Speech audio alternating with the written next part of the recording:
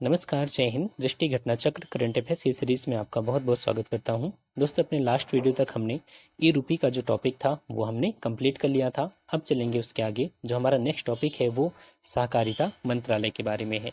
लेकिन आगे बढ़ने से पहले ये आपसे हम्बल रिक्वेस्ट है कि प्लीज़ अगर आप चैनल सब्सक्राइब नहीं किया तो ज़रूर कर लें और बेल आइकॉन को प्रेस करना बिल्कुल मत भूलें। और हाँ, आप टेलीग्राम ग्रुप को ज्वाइन कर सकते हैं ताकि PDF वगैरह आपको चीज़ें मिलती रहेंगी।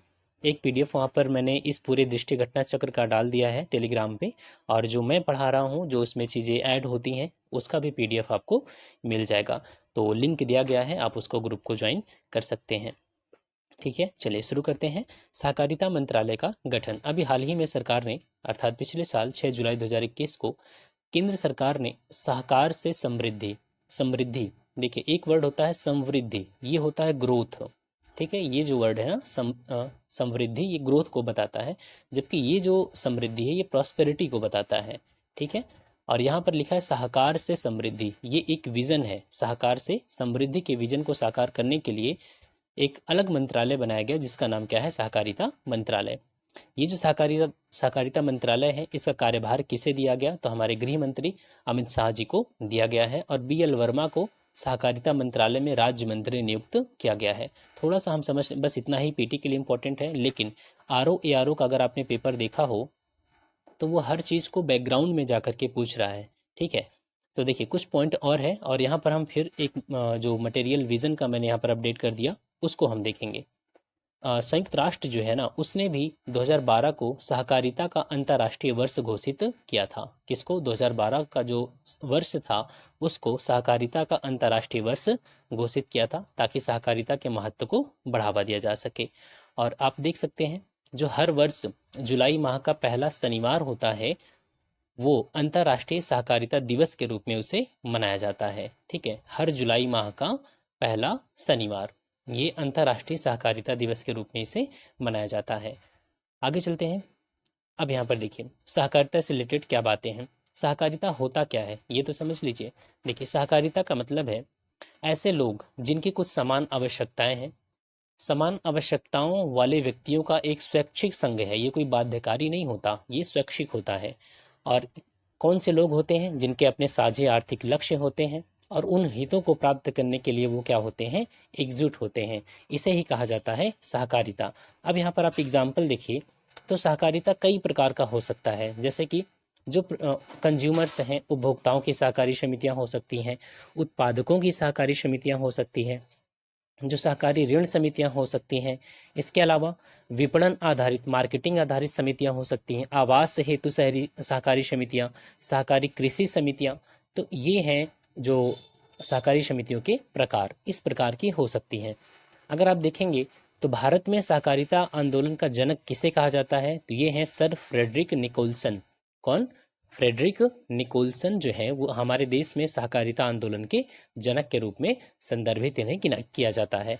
कुछ बातें और, अगर आप इसका इतिहास देखेंगे सहकारिता आंदोलन का, तो पहली बार ब्रिटेन में इसकी शुरुआत हुई थी 1844 में। जो वहाँ के बुनकर हुआ करते थे, उन्होंने एक समूह बनाया था।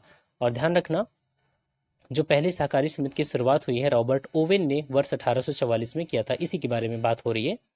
और ये जो बुनकर हुआ करते थे, इन्होंने जो समिति बनाई थी, इसका पर्पज़ ये था कि इनको कम कीमत पर वस्तुएं उपलब्ध करवाई जाए। जो बिचौलिए बीच में आते हैं ना, अब चूंकि ये देखिए बुनकर थे, इन बहुत ज़्यादा अर्निंग तो थी नहीं, लेकिन बीच में बिचौलिया होने की वजह से इनको जो वस्तुएं थी वो बहुत अधिक कीमत पर मिलती थी।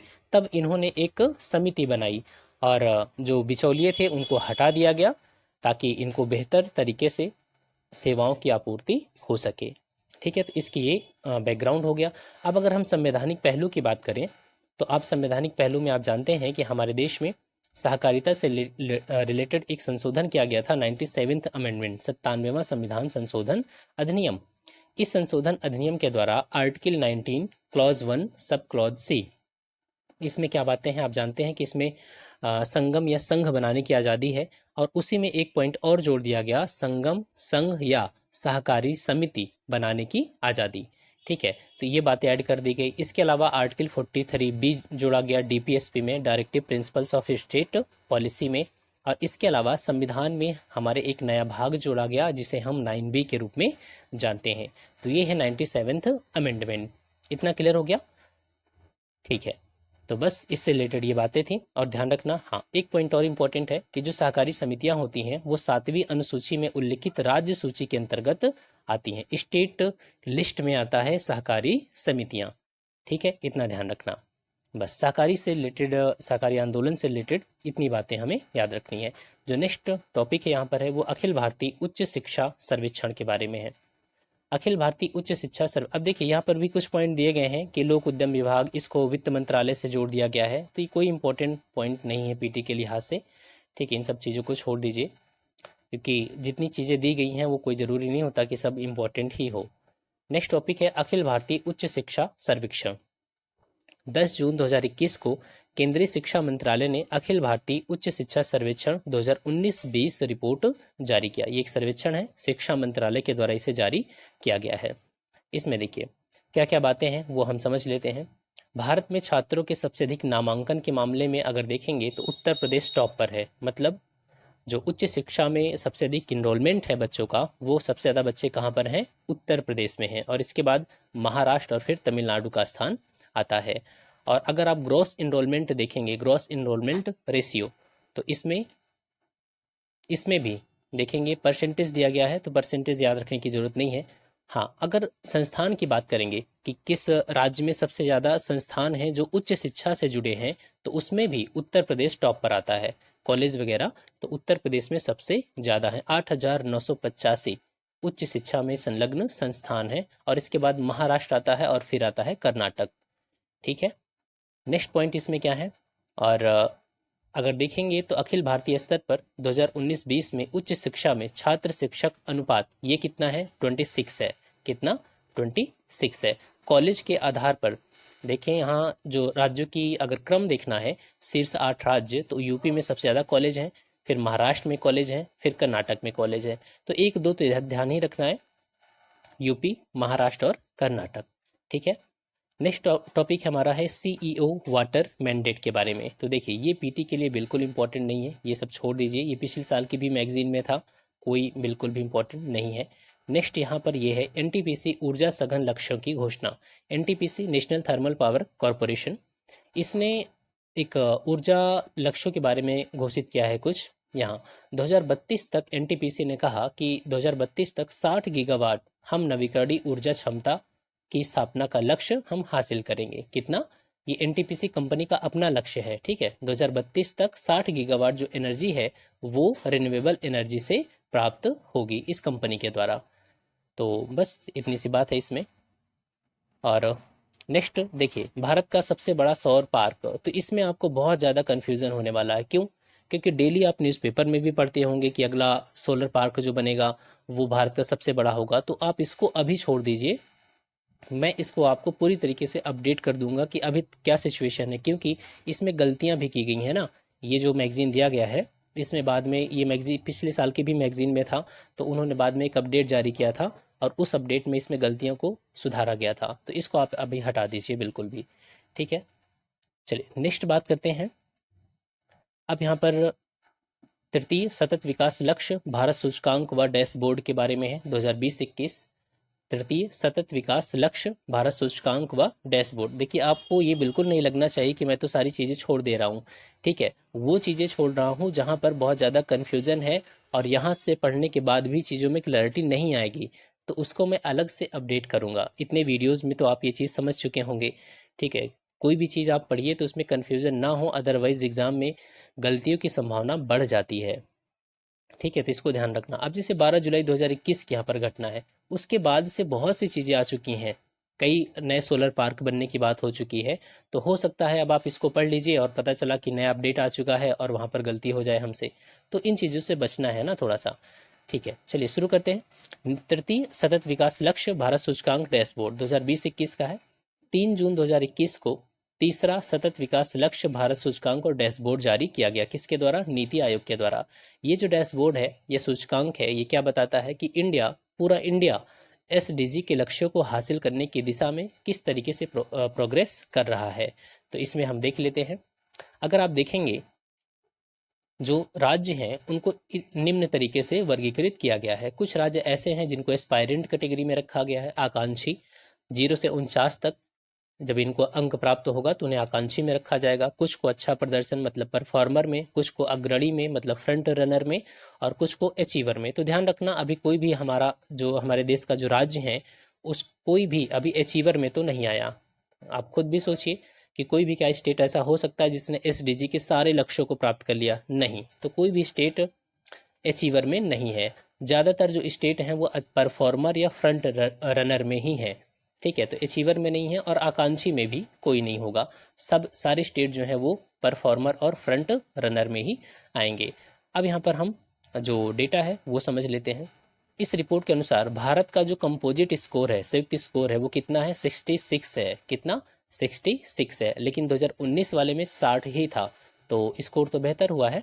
अब अगर हम स्टेट्स की बात करें, राज्यों की बात करें, तो संयुक्त रैंकिंग अगर बनाई जाएगी तो उसमें केरल क्या है? टॉप पर है। इसका स्कोर 75 है। मतलब केरल एसडीजी के लक्ष्य को प्राप्त करने की दिशा में अच्छा काम कर रहा है।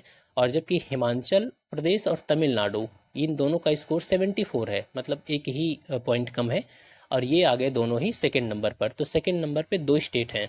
यहाँ देखिए, केरल हो गया फर्स्ट नंबर पे, हिमाचल प्रदेश तमिलनाडु सेकंड नंबर पर, और फिर आंध्र प्रदेश, गोवा, कर्नाटक, उत्तराखंड, ये 72 इनका स्कोर है।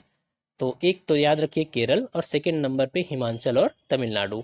अब यहाँ देखिए अंतिम में कौन है? तो बिहार आता है सबसे अंतिम में। मतलब बिहार में जो एसडीजी के लक्ष्य हैं उनको प्राप्त करने की दिशा में बहुत अच्छा काम नहीं हो रहा है।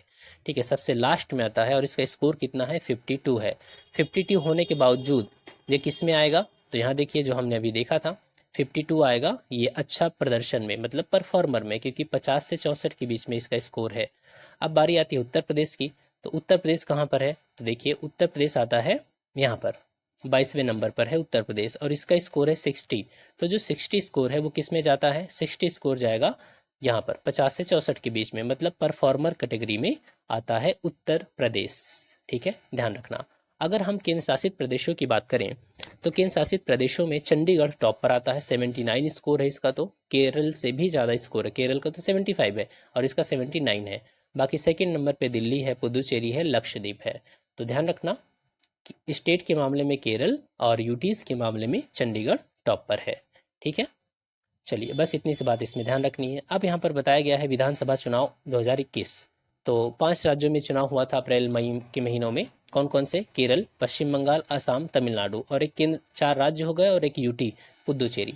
तो अब चूंकि 2021 का चुनाव है, लेकिन हम कुछ पॉइंट इसमें समझ लेंगे जल्दी से। देखिए पश्चिम बंगाल में चुनाव हुआ 8 चरणों में हुआ था, और टोटल सीटें यहाँ पर कितनी थी? तो आप देख सकते हैं 294 सीटों के लिए चुनाव हुआ था।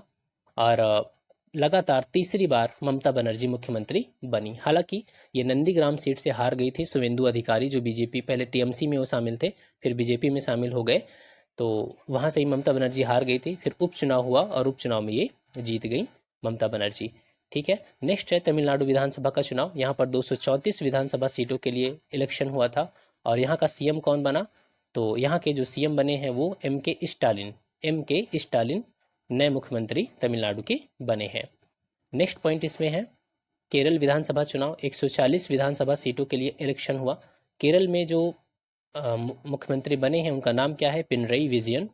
केरल के मुख्यमंत्री के रूप में इन्होंने शपथ ग्रहण किया, और ऐसा पहली बार है केरल के गठन के बाद कि किसी मुख्यमंत्री ने लगातार दूसरे कार्यकाल हेतु शपथ ग्रहण किया है। अभी तक कभी भी ऐसा नहीं हुआ कि एक सीएम जो है वो अगले कार्यकाल के लिए भी चुना गया हो, ऐसा पहली बार हुआ है।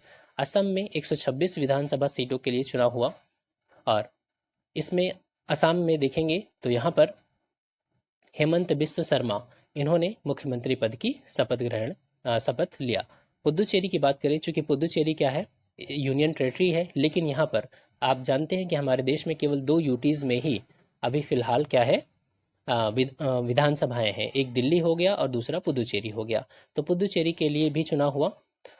यहाँ देख सकते हैं टोटल 30 विधानसभा सीटें थी, इसके लिए चुनाव हुआ। और इसमें एनडीए, जो कि बीजेपी का गठबंधन है, जो उसके सहयोगी दल हैं, जिसको हम एनडीए कहते हैं, या नेशनल डेमोक्रेटिक अलायंस, या राष्ट्रीय जनतांत्रिक गठबंधन, या इसको शॉर्ट में हम राजग कह देते हैं। जब न्यूज़पेपर आप पढ़ते हैं तो वहाँ 2 वर्ड देखने को मिलता है, राजग और संप्रग। संप्रग, ये है कांग्रेस का, जिसको हम यूपीए कहते हैं, यूनाइटेड प्रोग्रेसिव अलायंस, संयुक्त प्रगतिशील गठबंधन। ठीक है, संप्रग ये कांग्रेस का गठबंधन है और ये राजग क्या है, बीजेपी का गठबंधन है। ठीक है, इसको हम एनडीए कहते हैं। तो यहाँ पर एनडीए को ज़्यादा सीटें मिली और इन्होंने यहाँ पर सरकार बनाई और एन रंगास्वामी वहाँ के मुख्यमंत्री बने। ठीक है, नेक्स्ट है ताप विद्युत संयंत्रों में बायोमास के प्रयोग पर राष्ट्रीय मिशन। जो हमारे थर्मल पावर प्लांट हैं, आप जानते हैं कि हमारे देश में अधिकांश जो पावर प्लांट हैं वो कोयले से चलते हैं। ठीक है, अब सरकार कोशिश कर रही है कि चूंकि कोयला जानते हैं कि इससे ग्रीन हाउस गैसेस का एमिशन बहुत ज़्यादा होता है और इससे क्या होता है फिर क्लाइमेट ग्लोबल वार्मिंग और क्लाइमेट चेंज और इसके बहुत सारे एडवर्स इम्पैक्ट पड़ते हैं पूरी पृथ्वी पर, और जिसका कि खामियाजा इंडिया भी भुगत रहा है। तो सरकार कोशिश कर रही है कि जो बायोमास होता है क्यों ना हम उसका यूज़ करें थर्मल पावर प्लांट में। ठीक है, तो उसी के लिए एक राष्ट्रीय मिशन सरकार के द्वारा चलाया जा रहा है और इसमें कोई भी बात नहीं है। 5 साल के लिए ये स्कीम चलाई गई है। ठीक, बस पीटी के लिहाज से इतना ही था। नेक्स्ट है बायोमास को फायरिंग, बिल्कुल इंपॉर्टेंट नहीं। हाँ, अम्बोली जैव विविधता विरासत स्थल घोषित हुआ है। अम्बोली कहाँ पर है, ये है महाराष्ट्र में। महाराष्ट्र सरकार ने सिंधुदुर्ग जिले में पश्चिमी घाट में स्थित अम्बोली अम्बोली जो है उसे एक जैव विविधता विरासत स्थल या बायोडाइवर्सिटी हेरिटेज साइट घोषित किया है। आप जानते हैं कि हमारे देश में बायोडाइवर्सिटी एक्ट है 2002 का। ठीक है, इसी के तहत इसे जैव विविधता विरासत स्थल घोषित किया गया है। अम्बोली के निकट एक देखेंगे कि तो एक फाउंडेशन है, ठाकरे वाइल्ड लाइफ फाउंडेशन। उसके नेतृत्व में जो रिसर्चर्स थे उन्होंने एक फ्रेश वाटर की मछली का पता लगाया। ठीक है, ये एक दुर्लभ प्रजाति की मछली है, सिस्टूरा हिरण्यकेशी, सिस्टूरा हिरण्यकेशी। ठीक है, तो ये मछली वहीं पर देखने को मिली थी और वहाँ पर हिरण्यकेशी नदी है, इसी वजह से इसका जो नाम है मछली का जो नाम है ना, इसे हिरण्यकेशी नदी पे रख दिया गया था। ठीक है, और ये जो हिरण्यकेशी नदी है वो अम्बोली गांव के निकट से ही बहती है। तो ये चीज़ क्लियर हो गई। और यह महाराष्ट्र में 5वां ऐसा जैव विविधता विरासत स्थल है। नेक्स्ट जो हमारा टॉपिक है राष्ट्रीय दुर्लभ रोग नीति के बारे में। हाँ, यहाँ पर एक है सुजल नल से पेयजल मिशन। ये जो सुजल नल से पेयजल मिशन है ये उड़ीसा के मुख्यमंत्री नवीन पटनायक के द्वारा शुरू किया गया पुरी में। ठीक है, सुजल नल से पेयजल मिशन, ये ध्यान रखना ये किस राज्य के द्वारा, तो ये है उड़ीसा सरकार के द्वारा। इसी के साथ पुरी जो है, यहाँ ध्यान रखना पुरी उड़ीसा का एक शहर है, भारत का पहला ऐसा शहर बन गया है जहाँ के लोगों को सीधे नल से 24 घंटे लगातार उच्च गुणवत्ता का पेयजल मिल सकेगा। तो पुरी में क्या है कि ऐसा अब जो वाटर पानी है उसको पाइप के द्वारा सबको उच्च गुणवत्ता वाला पानी मिल रहा है और वो भी उस पानी को पिया भी जा सकता है। ठीक है, अभी तक फिलहाल भारत के किसी भी ऐसे मेट्रोपॉलिटन शहर में ऐसी कोई सुविधा उपलब्ध नहीं है, सिर्फ लंदन, न्यूयॉर्क, सिंगापुर ऐसे जैसे शहरों में ही उपलब्ध है ये सेवा। क्लियर? ठीक है, नेक्स्ट टॉपिक है राष्ट्रीय दुर्लभ रोग नीति 2021। तो बिल्कुल भी इम्पोर्टेंट नहीं है पीटी के लिए राष्ट्रीय दुर्लभ रोग नीति के बारे में, लेकिन अगर आप जानना चाहते हैं तो देख सकते हैं। पहली चीज़ कि दुर्लभ रोग के बारे में कोई परिभाषा आज तक है ही नहीं है कि दुर्लभ रोग होता क्या है। ठीक है, चूँकि ये रेयर डिजीज़ है तो इसके बारे में कोई अभी बहुत ज़्यादा जानकारी नहीं है। हाँ, नीति आयोग को इसका नोडल एजेंसी बनाया गया है कि नीति आयोग इन चीज़ों को ध्यान में रखेगी। और जो एम्स है हमारा, एम्स जो है वो नोडल अस्पताल होगा ट्रीटमेंट वगैरह के लिए। अगर दुर्लभ रोग का कोई भी केस आता है तो एम्स ट्रीटमेंट करेगा। ठीक है, यहाँ देखिए दुर्लभ रोग के बारे में कुछ भी नहीं है, ना तो WHO कोई भी इसकी मानक परिभाषा नहीं है, तो यहाँ से कोई भी पीटी का सवाल नहीं आएगा, बिल्कुल छोड़ दीजिए, निश्चिंत रहिए आप एकदम। नेक्स्ट है हाँ अंतर्राष्ट्रीय दुर्लभ रोग दिवस, ये ध्यान रखा जा सकता है इस पॉइंट को कि प्रतिवर्ष फरवरी माह का जो अंतिम दिन है, कौन सा, फरवरी माह का जो अंतिम दिन है, मतलब कि ज़्यादातर केसेस में तो 28 फरवरी आएगा और जो लीप ईयर होगा उसमें 29 फरवरी आ जाएगा। तो 28 फरवरी का जो दिन या कुछ केसेस में 29 फरवरी का जो दिन है वो अंतर्राष्ट्रीय दुर्लभ रोग दिवस के रूप में उसे मनाया जाता है। ठीक है, चलिए नेक्स्ट है आज़ादी का अमृत महोत्सव, इंडिया एट 75। आप जानते हैं कि 2022 में भारत जो है आज़ादी की 75वीं वर्षगांठ मना रहा है, तो उसी के क्रम में ये एक योजना शुरू की गई, महोत्सव शुरू किया गया। देखिए इसकी शुरुआत कब से होती है, हमारी जो आज़ादी की 75वीं वर्षगांठ होगी उसके 75 सप्ताह पहले, मतलब कि 12 मार्च 2021 से, ठीक है, 12 मार्च 2021 को हमारे प्राइम मिनिस्टर नरेंद्र मोदी जी के द्वारा साबरमती आश्रम अहमदाबाद से आज़ादी के अमृत महोत्सव नामक पहल को लॉन्च किया गया। अब ये 12 मार्च की तिथि आप जानते होंगे, क्योंकि इसी दिन महात्मा गांधी ने अपनी दांडी यात्रा शुरू किया था। और ध्यान रखना, और ये जो आज़ादी का अमृत महोत्सव है ये 15 अगस्त 2023 तक चलेगा, मतलब कि आज़ादी के अगले 75 सप्ताह तक भी चलता रहेगा। जो हमारी 75वीं वर्षगांठ होगी उसके अगले 75 सप्ताह तक चलेगा। 75 सप्ताह पहले शुरू हुआ और 75 सप्ताह बाद तक जारी रहेगा।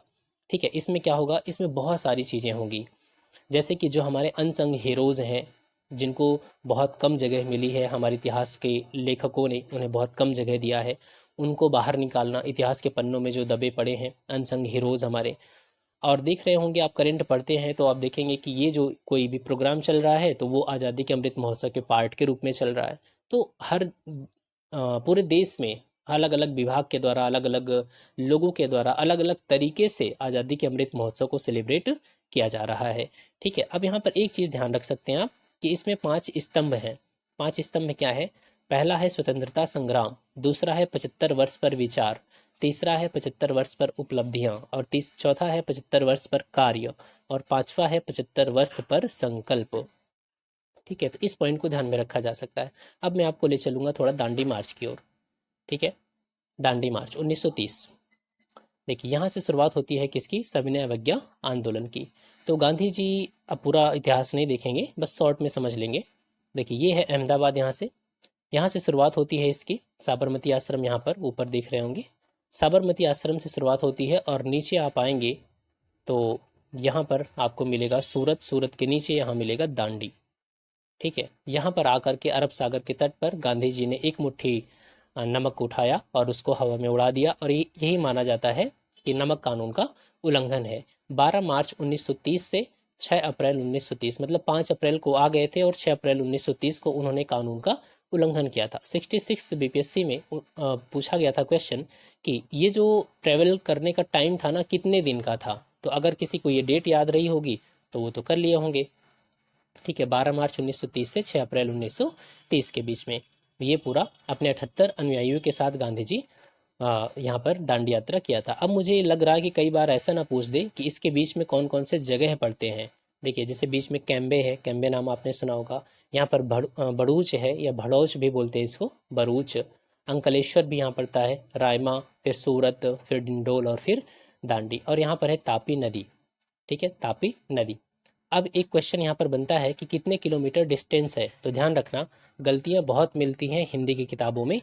जैसे कि कहीं पर मिलेगा आपको 241 किलोमीटर, नहीं, गलत है ये। 241 किलोमीटर नहीं है वो, 241 माइल्स है। ठीक है, 241 माइल। और 241 माइल को जब आप कन्वर्ट करेंगे किलोमीटर में तो ये बनता है 387.85 किलोमीटर, या एवरेज मान सकते हैं आप लगभग में 388 किलोमीटर। ठीक है, तो क्वेश्चन ज़रा ध्यान से पढ़ना, वहाँ पर ऑप्शन में माइल दिया है या किलोमीटर दिया है। माइल दिया है तो 241 होगा, और किलोमीटर दिया है तो 387.85 या 388 मान सकते हैं। ठीक है, इतना ध्यान रखना। नेक्स्ट यहाँ पर पॉइंट जो है हमारा युवा प्रधानमंत्री योजना के बारे में है। यह जो योजना है उच्च शिक्षा विभाग के द्वारा 30 साल से कम आयु के जो युवा और नवोदित लेखक हैं उनके लिए स्कीम लॉन्च की गई है। युवा, युवा का मतलब क्या है? देखिए, युवा prime ministers scheme for mentoring young authors, जो युवा लेखक हैं उनको मेंटर करने के लिए से लॉन्च किया गया। युवा का फुल फॉर्म क्या है? Young upcoming and versatile authors. ठीक है, तो युवा स्कीम। बस इस वीडियो में हम इतना ही रखेंगे। ये जो हमारा राष्ट्रीय परिदृश्य था वो हमने ख़त्म कर लिया। एक लेक्चर में अंतर्राष्ट्रीय परिदृश्य हम ख़त्म कर लेंगे। ठीक है, तो इस तरीके से अब मैगजीन आपकी बहुत जल्दी फिनिश होने वाली है। तो मिलते हैं नेक्स्ट वीडियो में। और हाँ, वीडियो अच्छा लगा हो तो शेयर करना बिल्कुल मत भूलना। Thanks for watching, keep smiling.